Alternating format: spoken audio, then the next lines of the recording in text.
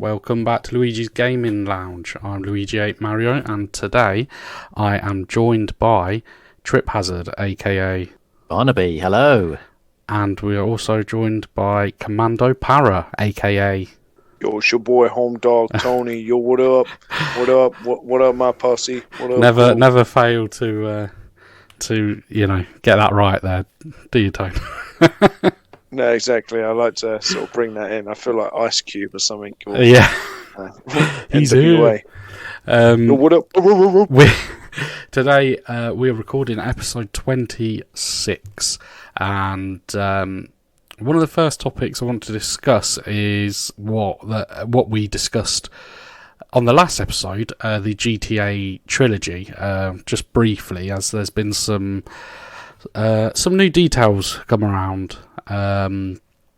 Because obviously there's been some rumours on what's going to happen within the the trilogy. They've not actually called it a remaster or anything. They've actually just called it the trilogy, the definitive edition, haven't they?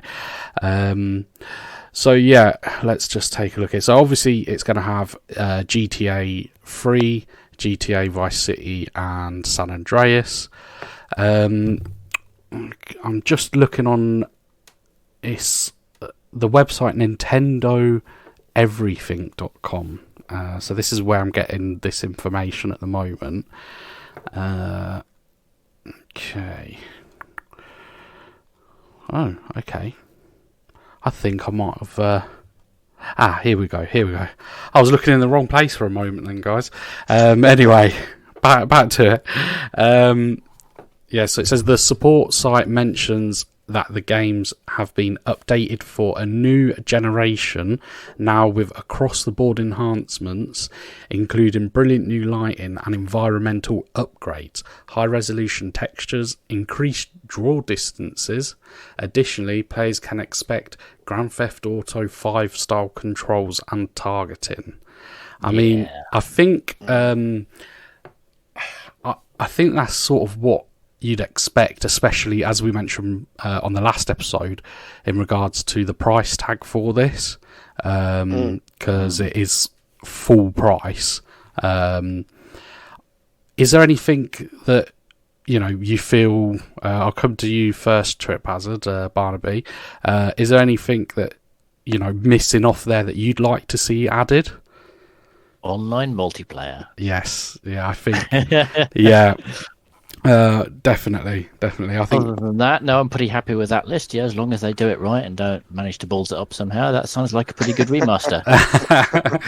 Well, to be fair, Rockstar, they're pretty solid. I was going to say they've got such a good reputation. I don't think big fan base as well. Yeah, I don't think they're going to do anything to make it put it in jeopardy or anything like that. Tony, what do you think? Yeah, mate. I say this is childhood, memories. I shouldn't say that because they were rated 18. But hey, we'll just pretend you was 18 when you played. Yeah, I was a very mature 18-year-old. Quite a bitter. But no, I think for anyone who've played the games, especially the fanboys. And the fan club, they're going to love this. As soon as I read this article, I was buzzing. I felt like I was sitting on, the sort of the old computer chairs you had at school. Yeah. You play around with this settings, up and down. I felt like I was bouncing up on one of them, like, yeah, come on. Yeah. I'm looking forward to it because the reason for this is the third one. I remember getting it for the PC as a kid. Again, work that one out, but I never really understood it because I came away from playing GTA, the first one. Yeah. With a bird's eye sort of, it was old school sort of 2D, it was a bird's eye sort of game. And then there was GTA 2, and that was more futuristic.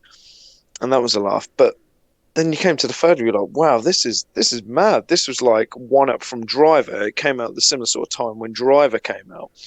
I was like, wow, the graphics are mad. You know, you had the rage, the rampage sort of modes. You used, and then sort of the mafia cars. But if you take their car, they come and start shooting you. You know, and then you had the hot rods.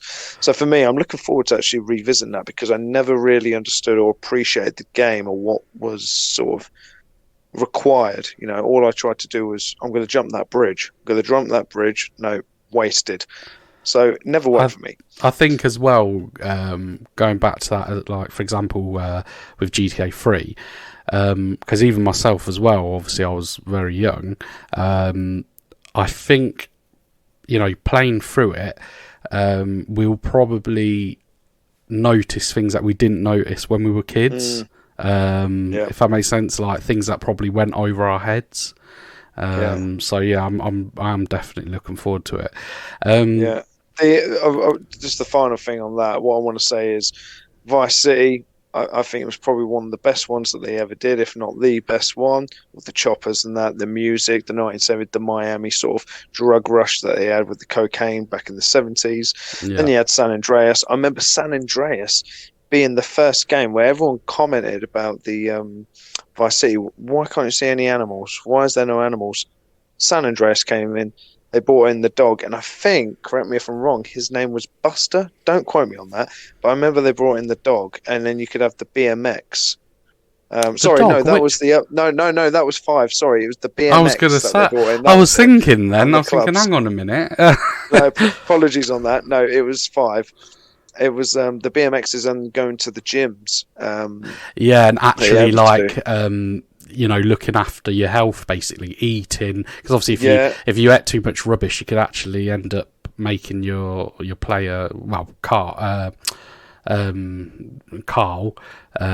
couldn't you? And again, going to the burger restaurants and the guy who's dressed up as like a chicken or a Mexican hat, if I remember correctly, you know, it was brilliant. But again, I think it'd be great.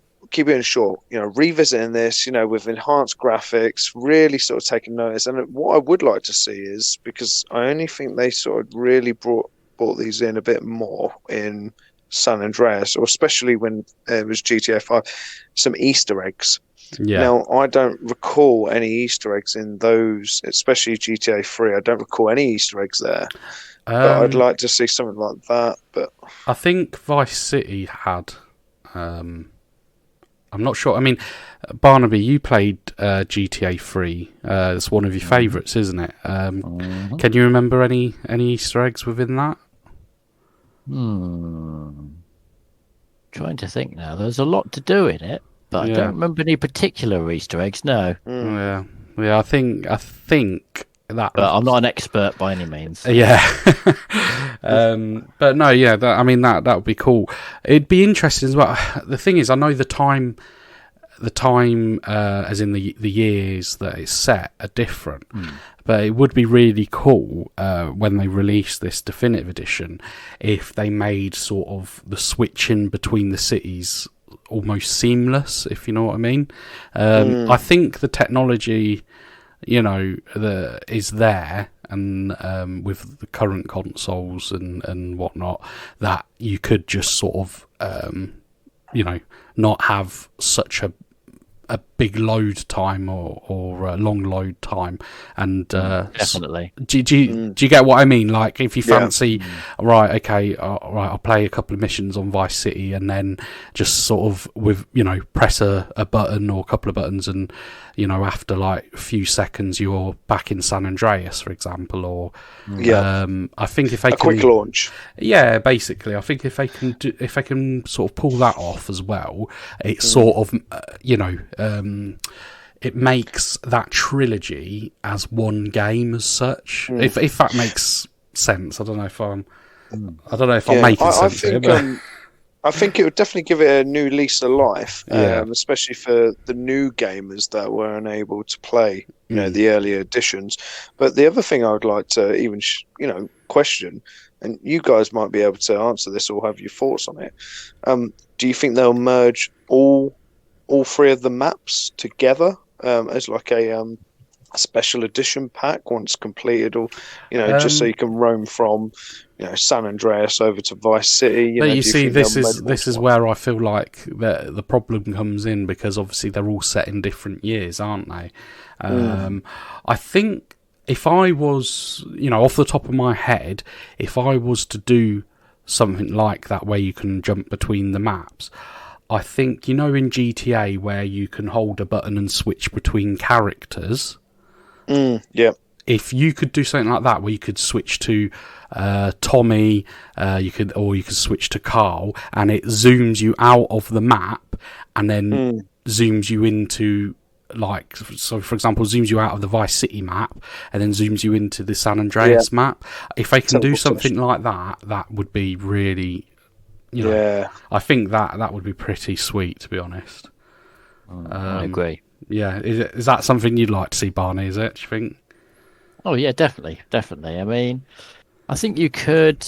I mean, if you've already completed all three games, then you could have it as a kind of like mishmash of the three, where you can essentially walk through the different geographical and chronological areas. But and I don't think that would be such a bad thing, because it is like a revisit to an older series of games. True. Yeah. So although true. you're kind of like breaking reality a little bit. Yeah. I don't think that would be such a bad thing, really. Hey, they may. Oh, sorry. No, go on. I was going to say, you never know. They may bring out some DLC where you can do like they bring out new missions, like you go do some drug deals in Vice City from San Andreas. Exactly. That would be pretty yeah. epic. To be fair. Yeah.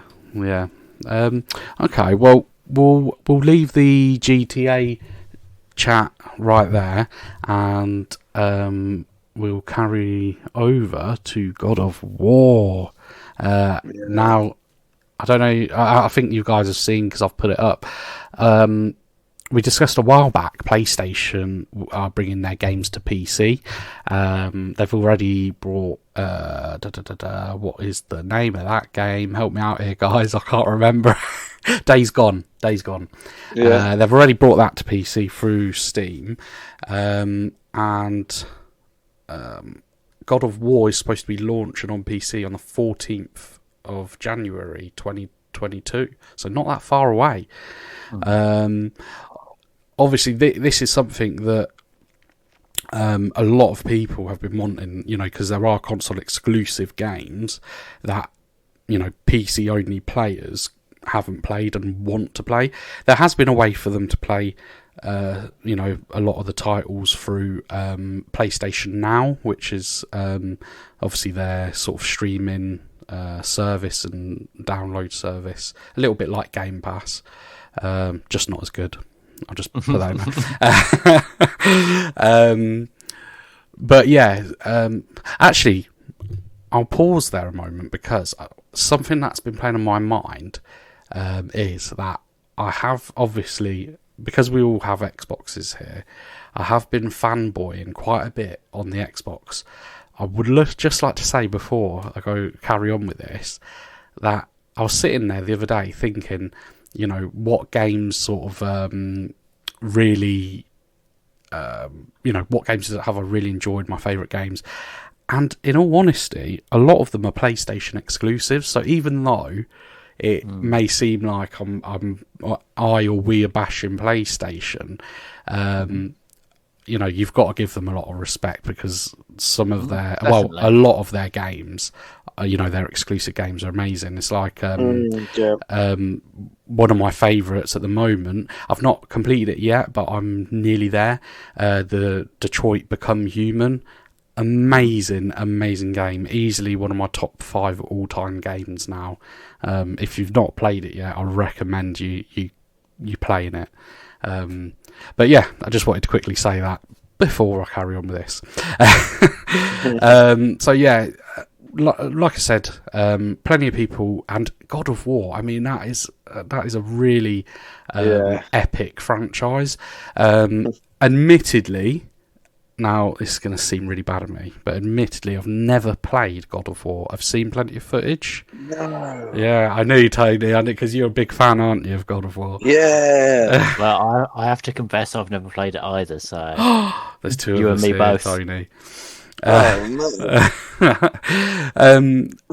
But this, We're just going to see Tony walk out now. yeah. Yeah, no, I literally just sat up. Believe it or not, I was like, "Oh no!" Tony's ready to go in on us here. Yeah, But no, it's the 2018 God of War. Did you play that one at all, Tony? admittedly, no. That is the only one I've not played. Yeah. So That is the only one I've not played. I think part of that being it was the timing for me in my life. Get the violins out, lads. The timing for me in my life, and obviously the console I had. But no, I've not played the 2018 version. right. Well, I mean, I actually have it on. This is the thing. I have got God of War on disc, PS4. I just have never played it. So I think I'm going to have to give it a go. Not even for 10 minutes. Not even for 10 minutes. Not even. It's not even been taken out of the wrapper yet. It's still brand It's a new. collector's item. It is. Yeah. I may have to keep it until my old age and see. No. But no, I like this. Even like I said, even though God of War itself, I haven't played it personally.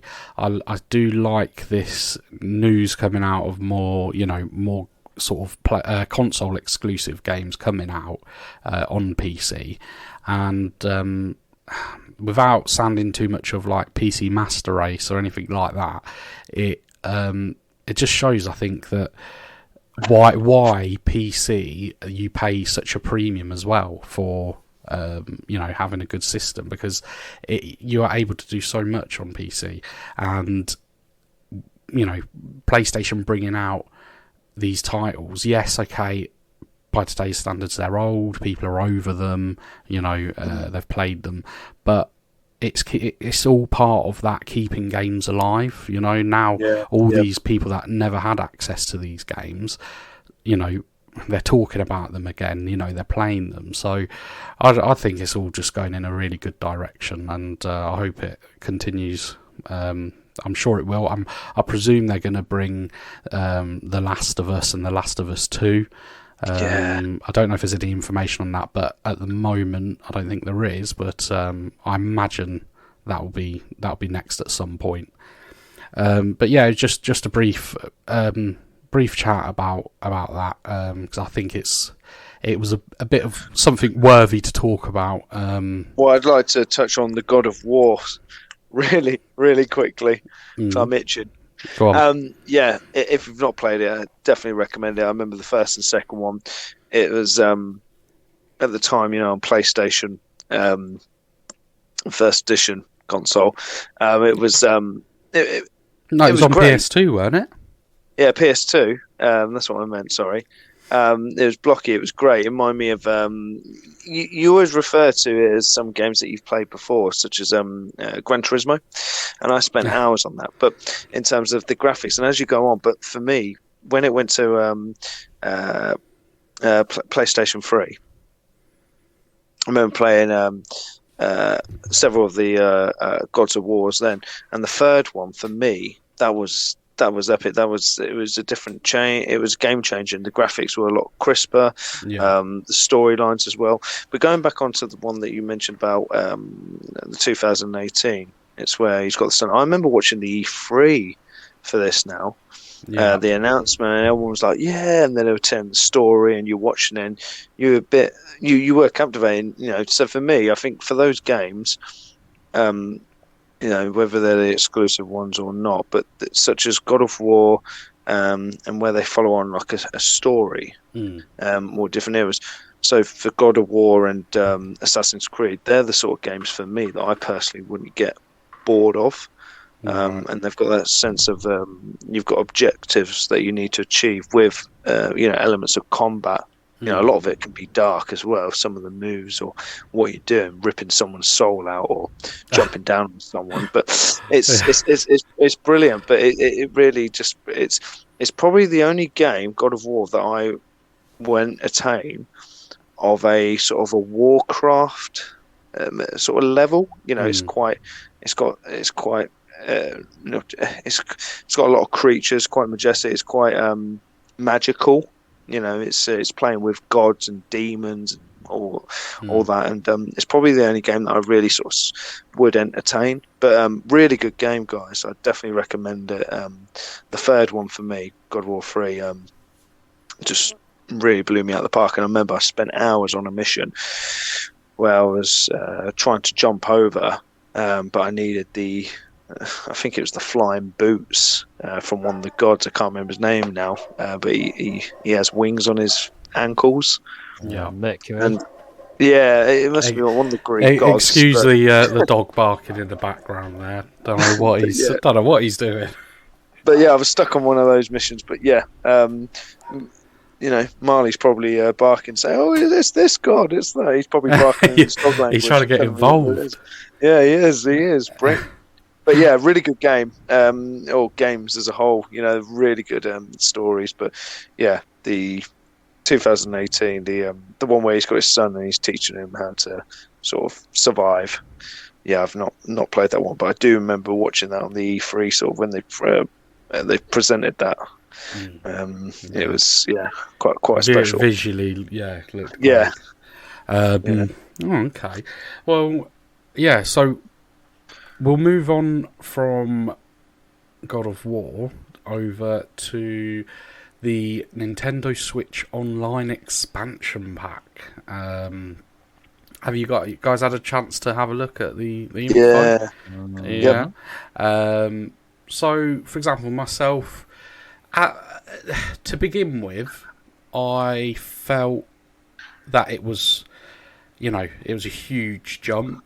Well, I think it's practically doubled in price. And that because they're adding N64 games and Sega Mega Drive games, and also I believe they're giving you some DLC for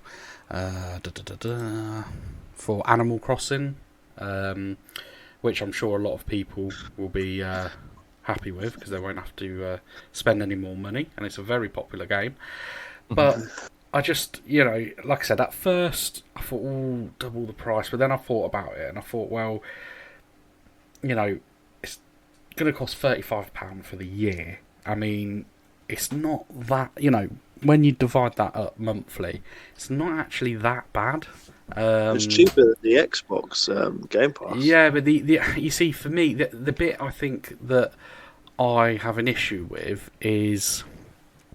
like if you played any recent Nintendo consoles, the Switch, the Wii U, and etc., the online services are pretty diabolical. The Switch you can only connect via Wi-Fi, which I believe you can connect via Ethernet with the newer version that's come out, the one with the OLED screen. But obviously, we all know Wi-Fi isn't as good as, wired. And also as well, which I find crazy, Nintendo don't even have their own chat, like party chat. You have to actually, on console, you have to actually download the Nintendo app on a device like your phone, tablet, to be able to speak with other Nintendo users. This always might been be behind the curve on. Sorry to talk. No, go. They've always been behind the curve on multiplayer. I think. Yeah. Local multiplayer, they've always been ahead, but online multiplayer, Nintendo have always been behind. So, and I think we touched on this a few episodes back. Yeah. We're really impressed by Nintendo's design ethos, and the character of its games, and its imagination and so forth. So its artistry, but for functionality, especially online functionality, they seem to be a step behind. Yeah, 100%. I mean, I think that's why I sort of feel, that jump in cost for the expansion is a bit ridiculous. I can't help but feel like, for them to justify that, I feel like they need to bring their sort of features of their online a bit more up to scratch with the likes of Xbox and PlayStation, where introduce an online party chat, and just that alone would make people's lives so much easier, and being able to play games together and talk without having to mess around with separate app on your phone or something. So yeah, that's my take on it. I mean, do you two have anything to add to that at all? Or? Yeah. Again, these might be teething problems that they're having, and they're just waiting to hear from their fan base. But again, they built the foundations of gaming. Now I see it, and then you get the likes of Xbox and PlayStation. Just for example, and then they've carried it on. But these are older style games. They're a bit more colourful, not as graphic in terms of gameplay. In terms of content, they might be sort of do something on the side of the lines where I could be jumping here, but NFTs, other merchandise, testing the water, because they're competing with other two big boys as well. Then you've got still PC gamers. It's, to be fair, to be honest and fair to them, I'd buy it. From the other night, and just sharing with the listeners. When we had our lads' night, gaming night, fantastic, reminiscing on certain games, having a laugh, old games, and whether that was James Bond on the 64, doing the knife challenge, trying to sort of eliminate eliminate each other with knives, and just giggling away, or even just the Mario Tennis, or even karts, and Bomberman. I don't see it being an issue. I think it's going to be a different area of entertainment that they're trying to sort of involve in. I think Nintendo always have family fun. It's more inviting the family over. Let's have a laugh. So yeah. Yeah. Well, you see, this is what I mean. Like, for example, let's say a lot of their games are fantastic. The local multiplayer. Is brilliant, but then it comes to like online, and it's quite it is lacking. One of the things I do really like about the old games that you can play through the subscription service is that it does have like the cloud saves, and also, for example, me and Sam, also known as Terrors as well, me and him played some games online together, the old games through the Switch, that because it treats it as that you're both on the same console, for example. So we was able to play local multiplayer games online, so that side of things brilliant. And again, the only way they're lacking is the voice chat. For example, they're releasing the Nintendo 64 games with the expansion. Now, if you imagine they release, GoldenEye, right? So then that means 4 of you and yourself and 3 friends, who say you have 3 other friends who have a Switch, can jump onto their Switches, and you can battle it out, online, even though it's classing it as local multiplayer. And again, it still comes back to that thing of it's just lacking the part where you can communicate, and that for me is such a I think it's such a big sort of killer for it's a big downer on they're trying all these other things. Probably for a lot of people, the multiplayer is a chance to socialise as well. Yeah, exactly. Online, so it's not just you and the game. Seeing other players is all very well, but when you can talk and interact with other players as well, that just adds an extra dimension that isn't possible without that communication. Yeah, agreed. Yeah, agreed. I mean, the likes of, for example, they're adding Mario Kart 64, they're adding Mario Tennis 64. Now, those 2 games alone, obviously, again, for example, I'll use me and Sam as an example because we've already done it. I could say to Sam, you'd fancy a game of Mario Tennis on the N64 through the Switch. And again, we can jump on, but we'll have to chat through our phone.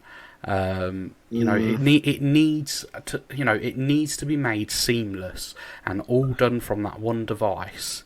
Yeah. And I think until they do that, for me anyway, it's something that it's always going to be a niggle where you're thinking, should I pay or should I not? It might sound silly, but again, hey, I mean, they've released these wireless N64 controllers and the Mega Drive controller. I'm not sure on the Mega Drive, but I know for a fact the N64 wireless controller sold out like super quick. So there are people planning on purchasing this expand. A lot of people, obviously. I think they do have such a loyal fan base, but I don't think it's wrong to want more from them, especially when you look at the likes of Xbox and PlayStation with what they do online. But hopefully, hopefully they'll surprise us at some point with some nice little features and updates. Well, just look how far they've come, mate, from the beginning. Yeah. They've been round for 30 odd years, or more, and they've got a product that works. It's entertaining for any age, for any generation, And for example, like you said, that niggly, it will be a niggle at the back. Like, is it worth paying? But if it had that sort of party chat feature, I don't know how much that would cost to sort of design, to implement, but it really does help playing a game, because we don't play like we used to 20 years ago, where we've got a 4-player, or you get a 2-player, or then you can get an adapter and play up to 4 people, and then you split the screen if you're having a driving game, or Call of Duty, or Medal of Honor, or whatever the game may be. But again, I would pay for it. I think it'd be great. But yeah, I think that interaction, because it is part of modern day socializing. Yeah, I think and we were just very fortunate when we had the Luigi's Lounge gaming session several weeks ago. You can't beat that interaction, having a laugh, and then for someone, when we took turns, because there was 5 of us, that individual, like myself and everyone who had that position where we rotated the controllers, we all laughing, especially when you guys, I mentioned about the knife throwing in bloody James Bond. Yeah, I didn't even participate in that, but I was giggling away. I thought it was hilarious. It was it was. But again, I think it's that communication that we need, and it's basically like putting someone on mute or wearing a face mask. If you can't hear them, or you can't see someone smile, so how do you read their bodily language or their lips, to understand? So again, I think this feature, if they could implement, like you said, a chat, or suggest a partnership with, I don't know, Discord, for example, and say, hi there, you can now marry up your consoles for this game to Discord and chat through that device, as but will it lag? You want to keep it up with the game, but whilst gaming. So yeah, I know what you're saying, but I think it's cool, and they've got a loyal fan base, and yeah, I just think Nintendo is always a safe bet if you want to introduce it to the older generation, or even to your children who are just getting into gaming. It's a really good sort of key stage sort of level of playing a game. Yeah. Also, then playing the more strategy ones, or the more open world ones, like such as Zelda, so on and so forth. It's good. Yeah. Well, I think it's good what they're doing. Yeah, definitely.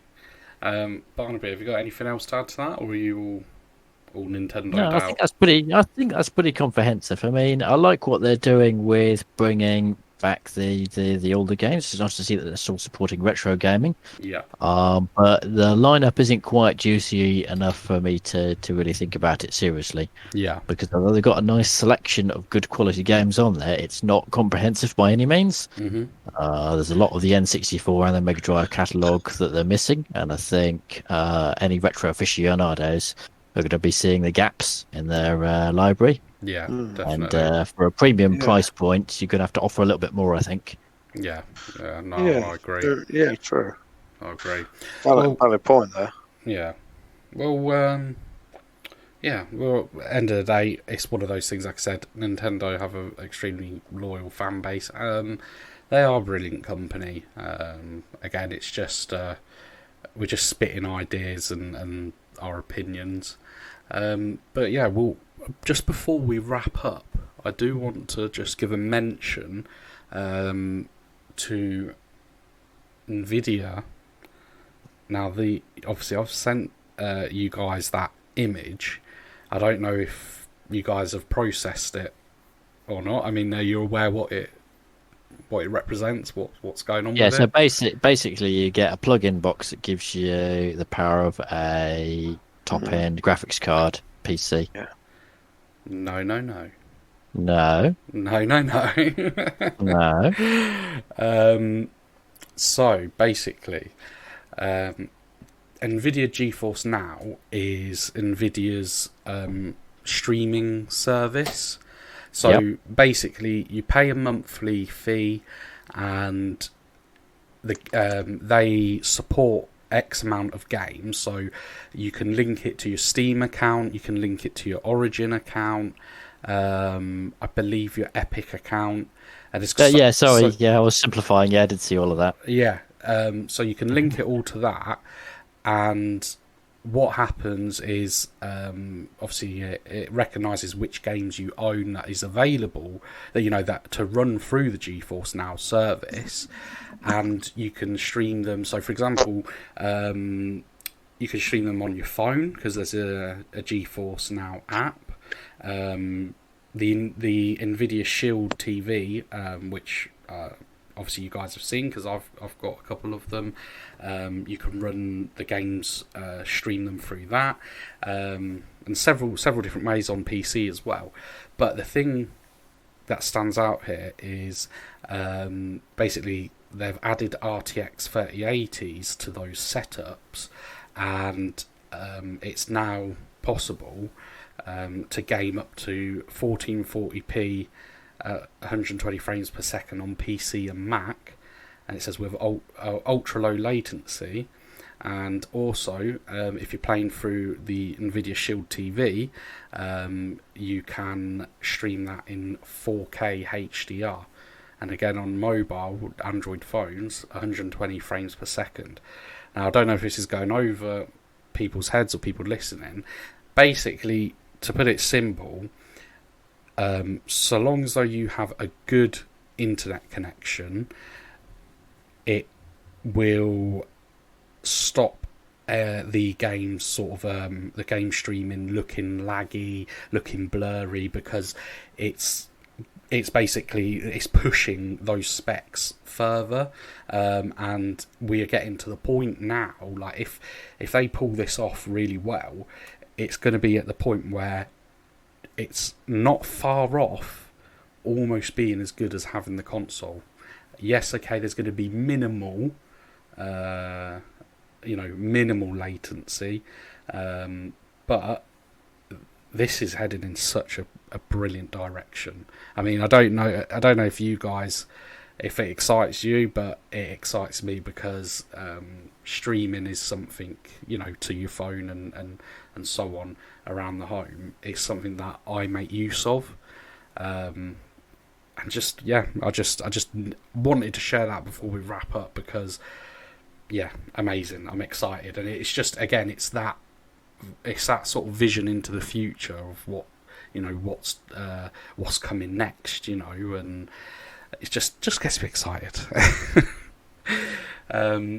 Bless you. I know, bless me.